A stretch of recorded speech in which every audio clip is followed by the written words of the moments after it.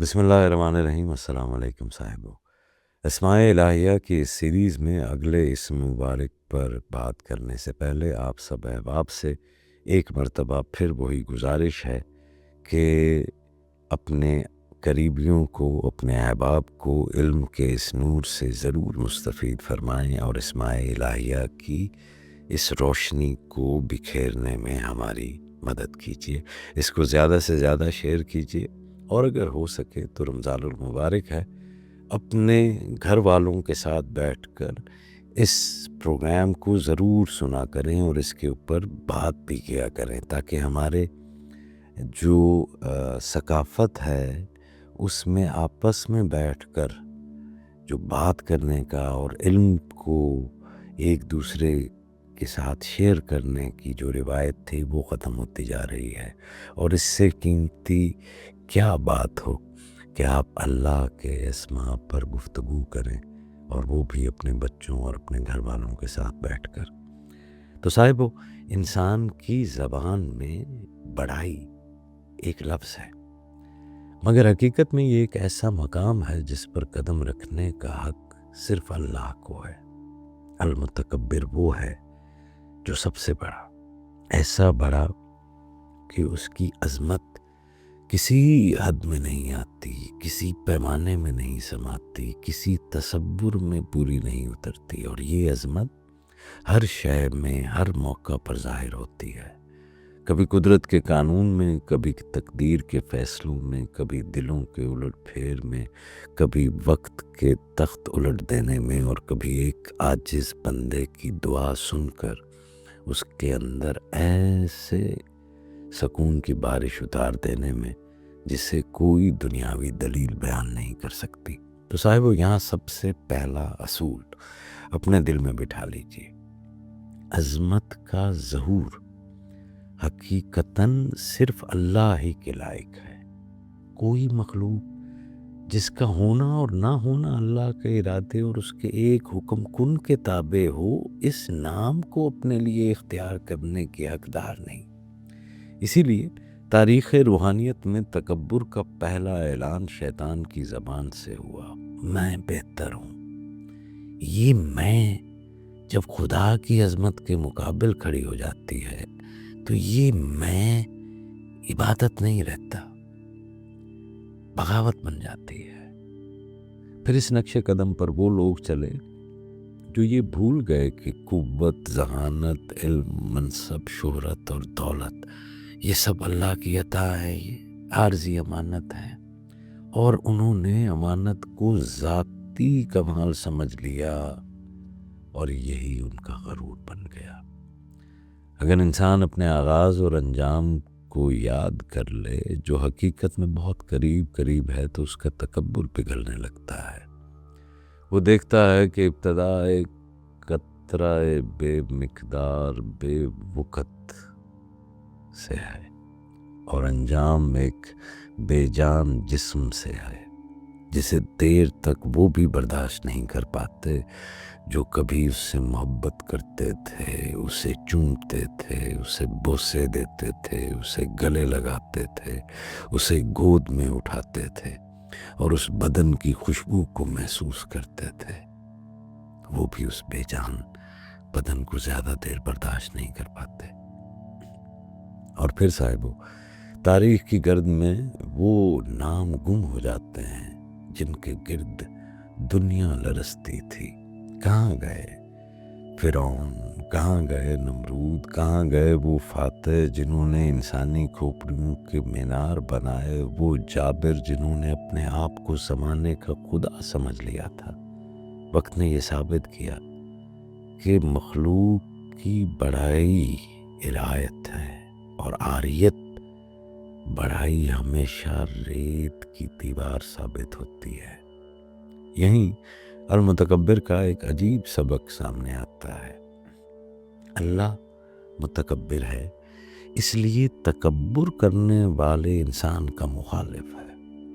وہ اسے ذلیل کر دیتا ہے اور پستی کے درجوں تک گرا دیتا ہے، کیونکہ غرور اللہ کی عظمت پر اپنا دعویٰ ہے، اور اللہ کی رحمتوں کا مزاج یہ ہے کہ وہ غرور کی چوٹیوں پر ٹھہرتی نہیں، جیسے آسمان سے برسنے والی بارش اونچے پہاڑوں کی چوٹیوں پر نہیں رکتی، وہ نشیبوں کی طرف بہتی ہے۔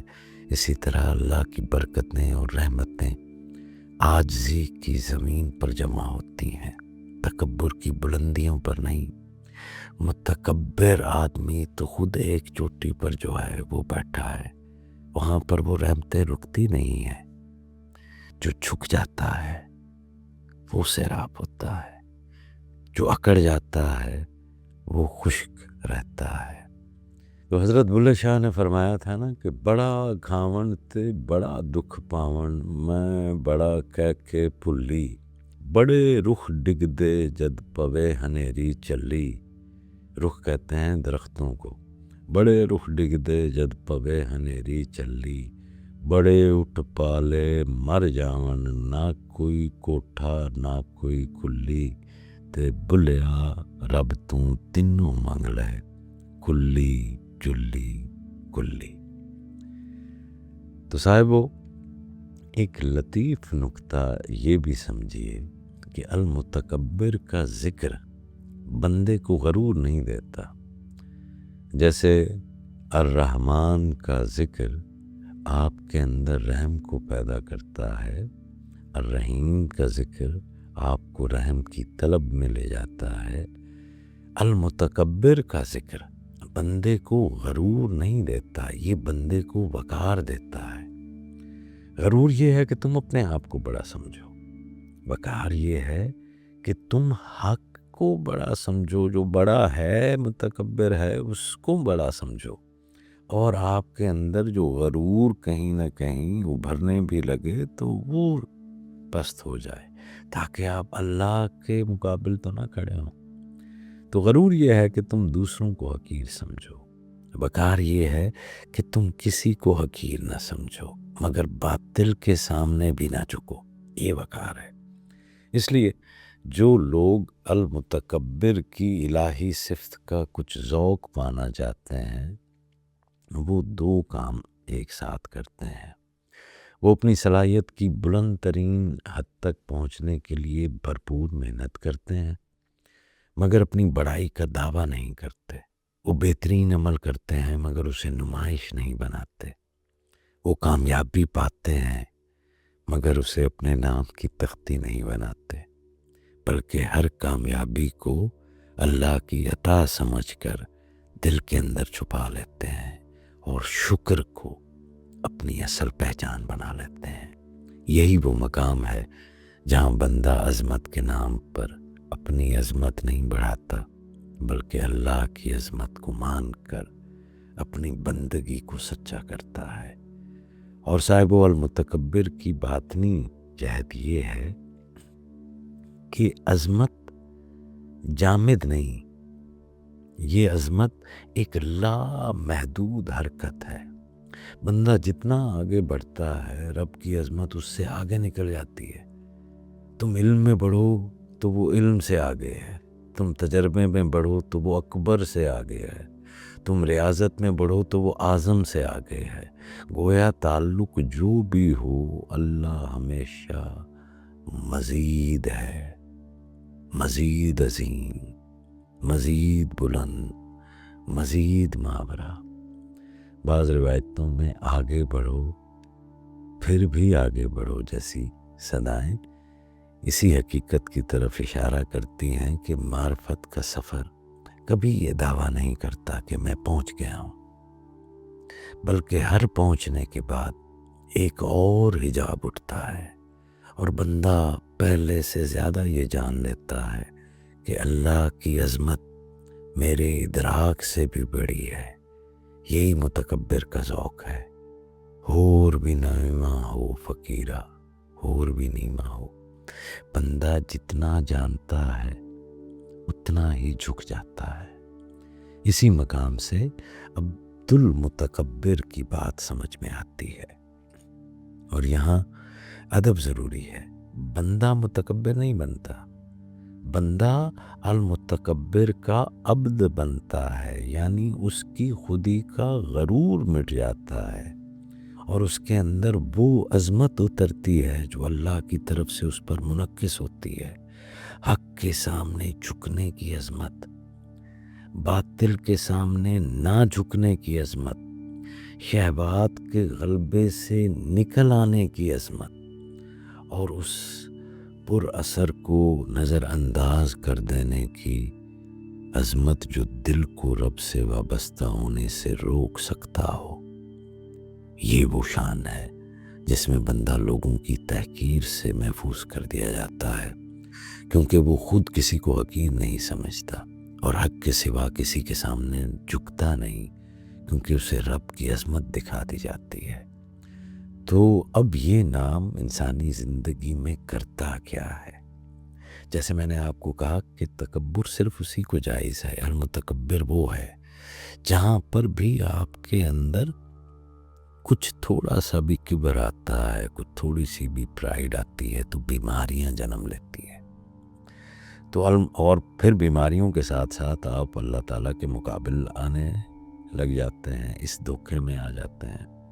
یعنی وہ ایک شیطان سے شروع ہونے والی جو تحریک تھی وہ انسان کے اندر اپنا پھوٹنے لگتی ہے۔ تو المتکبر آپ کو دو بڑی بیماریوں سے بچاتا ہے، ایک احساس کمتری سے اور دوسرا احساس برتری سے۔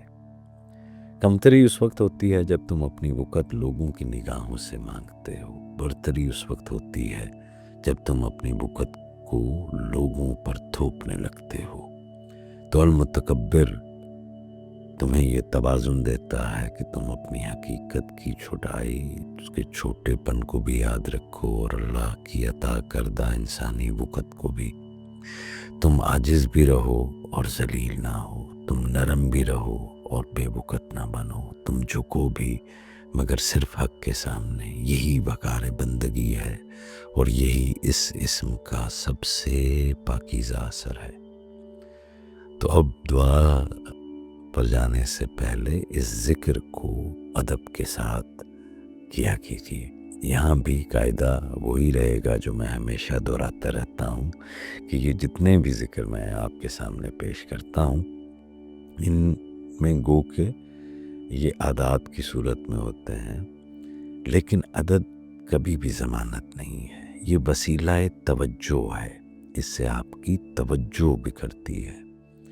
اصل بھروسہ اللہ کے فضل اور تربیت نفس پر ہو۔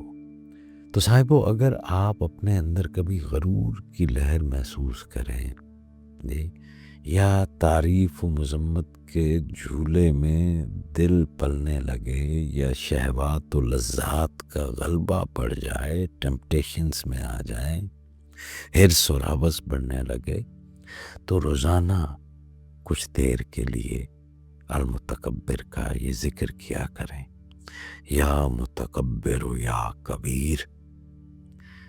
ویسے تو آپ اپنی سہولت کے مطابق جتنا پڑھنا چاہیں پڑھ لیں، لیکن درویش یہ تجویز کرے گا کہ ایک تسبیح تو کم از کم ضرور پڑھیں، یا متکبر یا کبیر۔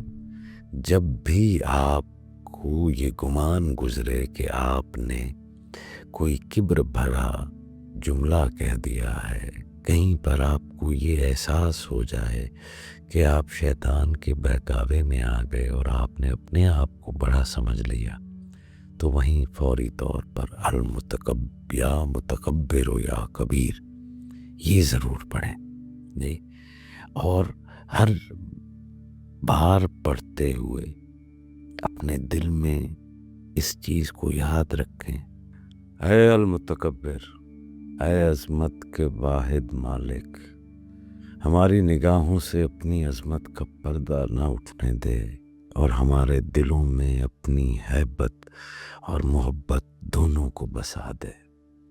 اے المتکبر، ہمیں تکبر سے، کبر سے بچا، غرور سے بچا اور ہمیں عاجزی کی زمین عطا فرما جہاں تیری رحمتیں اترتی ہیں۔ اے المتکبر، ہماری کامیابیوں کو شکر بنا دے، ہماری قوت کو خدمت اور حکمت بنا دے، ہمارے علم کو خشیت بنا دے۔